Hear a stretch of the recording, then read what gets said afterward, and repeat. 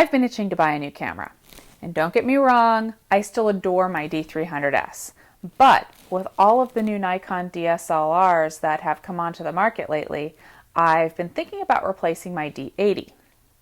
So let me take you through my decision-making process as to what camera I chose. I actually started looking at the D3100 and the D7000, and there's lots of things that you look at when you're going to buy a camera. But I have a few main points that I look at because I'm totally type A and I like to make lists. My first thing that I look at is size, because size matters when you're talking about a camera.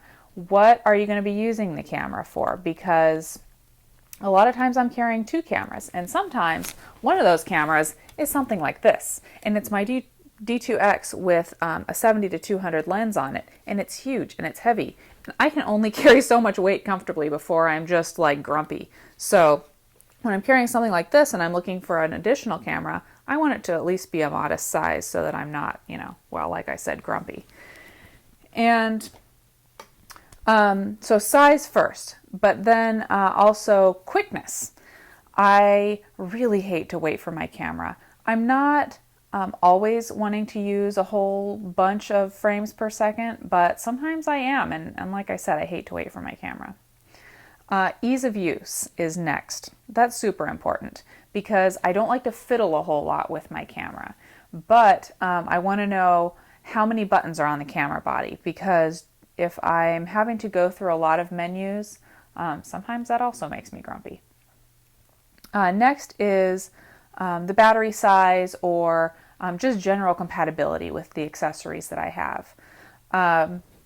For example, the batteries. I always keep my D300S battery charger plugged in my little charging station. So if I'm looking at two cameras and one of them has a battery that is compatible with that charger, I'm going to lean towards it because it just makes it easier to use. Price. I mean, that's like super important, right? Because, especially around the holidays, who doesn't want to save a couple dollars? So those are kind of the main things that I look at. And I actually took a few notes down because there's so much information when you're looking at a camera. So regarding the D7000 versus the D3100. First, I looked at size. The D7000 is a little bit smaller than the D300S, but it's almost the same size. The D3100 is actually significantly smaller than the D300S. It is only 16 ounces for the body. That's like so light. And I really like the idea of a smaller camera, especially what I'm using it for. This camera for me would be just to grab just for fun.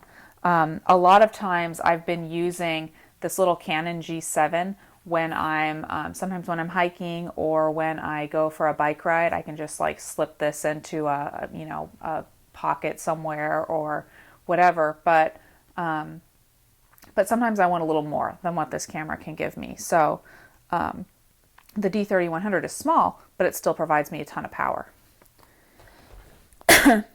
Excuse me. Quickness is next. As you would expect, the D7000 is faster than the D3100. In fact, it's actually twice as fast. Next is ease of use. I haven't gotten to play with the D7000. It's just pretty scarce right now. But I did play with the D3100 in Target the other day. And there aren't very many buttons on the body. You do have to go through menus. But it does have autofocus during video, which is kind of exciting because that is a new feature for Nikon. And it makes doing videos a little bit easier to have that autofocus. I should note that the autofocus, it is new for Nikon, so it's a little noisy and it might not always be spot on, but for a lot of people, autofocus during video is better than manual focus. Next, compatibility with my accessories. And there's a lot to think about here. Both cameras actually have a different battery than my D300S. Oh well, I guess I'll just have to deal with it. Also, I want to explore the options I have when working with the camera in the studio. Although this camera, really, I'm not purchasing for me to use in the studio, I still like to play with all of my cameras in the studio. So I want to look at what I can do. The D3100 doesn't support the Nikon Creative Lighting System with its pop-up flash, but you can still optically trigger your strobes or your speed lights with it. And I typically don't use the Creative Lighting System, so I'm not too concerned about that. One thing that the D7000 has over the D3100 is the ability to use an external mic during video. And as you can probably tell with some of my videos before I started using the mic and after, the audio sounds a lot better when you have an external mic.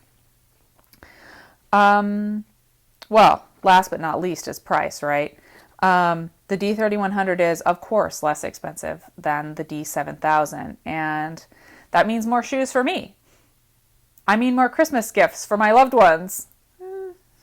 Anyway, I do have an additional consideration that is kind of unique to me. It might not be something that, or it probably isn't something that everybody else thinks about, but since I am SnapChick and I talk to you guys about cameras and how to use my cameras, I email a lot of you out there that have entry-level DSLRs, such as the D3100.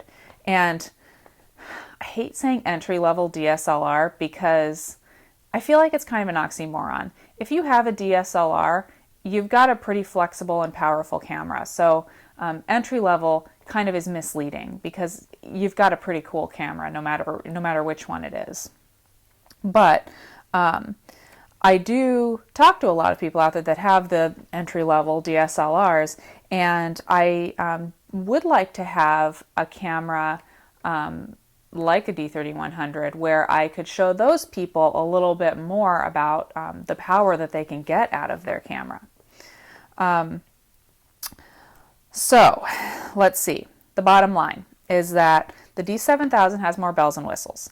But the D3100 is compact for my on-the-go photography. Which did I decide on? I decided on the D3100. I've got it in the mail now. I just couldn't resist the combination of its teeny tininess and how it's really just a completely different camera than my D300S.